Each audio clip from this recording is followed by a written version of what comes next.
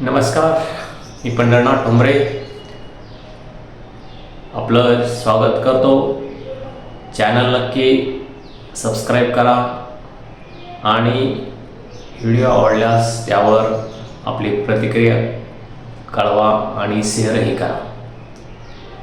गेल्या 6 दिवसापासून मराठा आरक्षणाच्या मागणीसाठी मनोज जरांगे पाटील यांचं आणि त्यांच्या सहकार्याचं सुमारे 150 ते 200 सहकारी अंतरवाली सराटे येथे आमरण उपोषण करत आहे।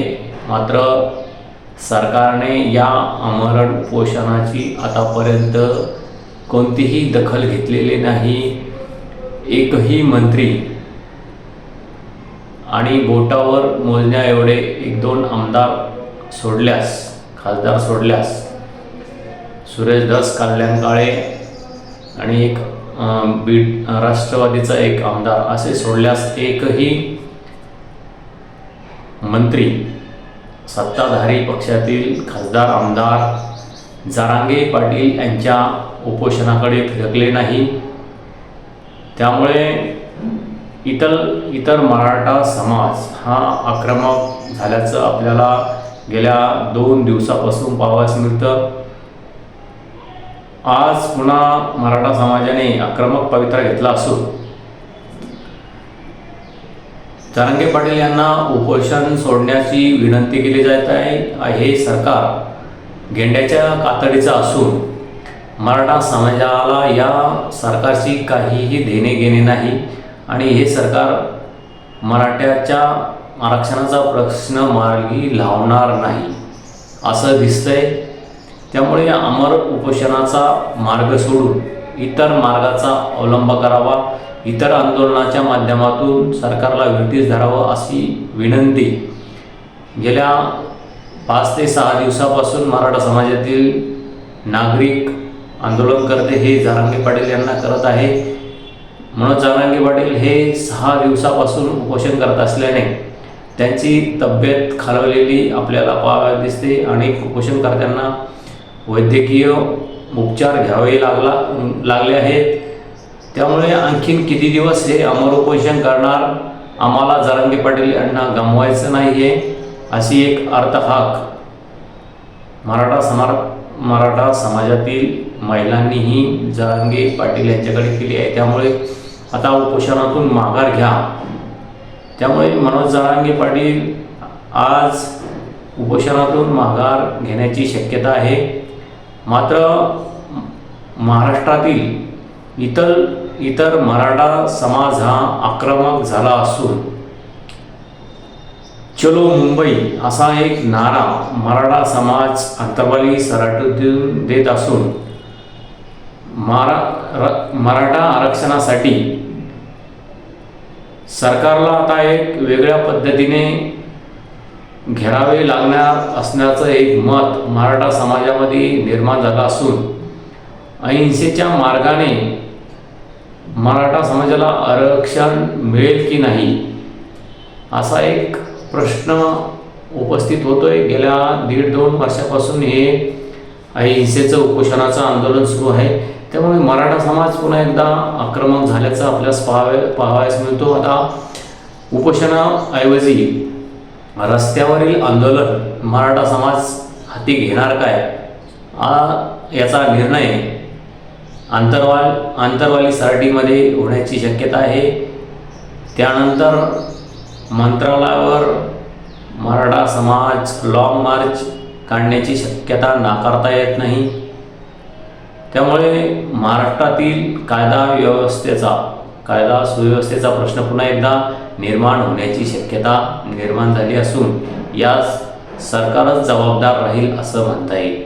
कारण मराठा आरक्षणाचा प्रश्न हा महाराष्ट्रातील मराठा समाजासाठी अत्यंत महत्त्वाचा आहे। कारण मराठा समाजाची जी दुरावस्था झालेली आहे, शेतीमध्ये हा समाज मोठ्या प्रमाणात आहे आणि शिक्षणासाठी आणि इतर जो खर्च लागतो तो गेल्या 2.5 वर्षापासून वाढत असून त्याचा फटका हा मराठा समाजाला बसत असल्याने मराठा समाज हा आक्रमक झाल्याचं आपल्याला पाहावयास मिळतं आणि सरकारला घेरण्यासाठी हे आंदोलन आणखी तीव्र होण्याची शक्यता असून कोणत्याही परिस्थितीमध्ये आपल्याला हे आरक्षण मिळवायचं असा ठाम निर्धार या आंदोलकांनी आपल्याला केल्याचा पाहावयास मिळतो। हजारोच्या संख्येने अंतरवाली सराटी येथे हा आंदोलक मोठ्या संख्येने जमा झालेला आहे आणि जरांगे पाटील यांनी उपोषण सोडावं अशी मागणी होत आहे। आणि आता आपण रस्त्यावरली लढाई लढू आणि भाजप महायुती सरकारला आरक्षण देण्यास भाग पाडू असा एक निर्धारच हे आंदोलक बोलून दाखवतात। त्यामुळे आता सरकार आणि मराठा समाज पुन्हा एकदा आमनेसामने येण्याची शक्यता आहे। हा प्रश्न सरकार कसा सोडवतो, या प्रश्नाला सरकार कसं सामोरे जात आहे हे येत्या काही दिवसात दिसूनच येईल। मात्र मनोज जरांगे पाटील आणि मराठा समाजाने एक संघटनात्मक बांधणी करून यापुढे प्रत्येकावर जबाबदारी देऊन ही मोहीम मराठा समाजाच्या आरक्षणाची पूर्ण करावी लागणार आहे। हे आंदोलनाच्या माध्यमातूनच नाही तर निवडणुकीलाही मराठा समाज आणि इतर जे काही समाज आहेत त्यांचे प्रश्न शासन दरबारी प्रलंबित आहे। अशा समाजांनी एकत्र येऊन ही लढाई सर्वच मार्गाने, त्यामध्ये निवडणूक असो की इतर काही आंदोलनाचे मार्ग ही लढावी लागणार आहे।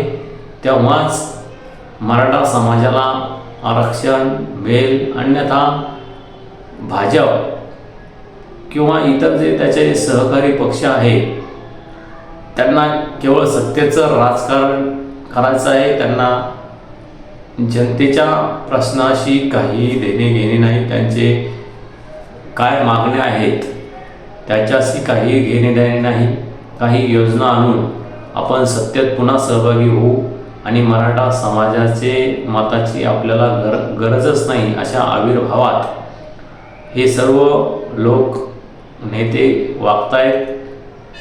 कारण त्यांची मानसिकताच मनोज जरांगे पाटील यांची ऐकून घेण्याची राहिलेली नाही आणि ते सत्ताधारी पक्ष हे त्याला राजकीय स्वरूप देऊन मनोज जरांगे पाटील हे कोणाचं तरी ऐकतायत, त्यांच्या म्हणण्यानुसार ते उपोषण करतायत, आंदोलन करतायत, मराठा समाजाला तर 10% आरक्षण दिलं आहे असा एक राजकीय आरोप त्याच्यावर करून समाजामध्ये एक फूट पाडण्याचा प्रयत्न केला जातो आणि त्याचा फटका या आंदोलनाला बसत आहे। आणि मनोज जरांगे पाटील यांच्या मागील जे काही समर्थक आहेत ते कमी होत आहेत का, कमी झाले असा एक समजही या गटामध्ये आहे। त्यामुळे येणाऱ्या काळामध्ये संघटनात्मक बांधणी करून निवडणुकीच्या माध्यमातून आणि इतर काही जे उपोषण सोडून इतर जे काही आंदोलने आहेत त्याचा उपयोग करून मराठा समाजाला यापुढे काम करावे लागणार आहे। तेव्हाच हा मराठा समाजाचा प्रश्न मार्गी लागेल असं माझं स्पष्ट मत आहे। तुम्ही तुमच्या प्रतिक्रिया नक्की कळवा।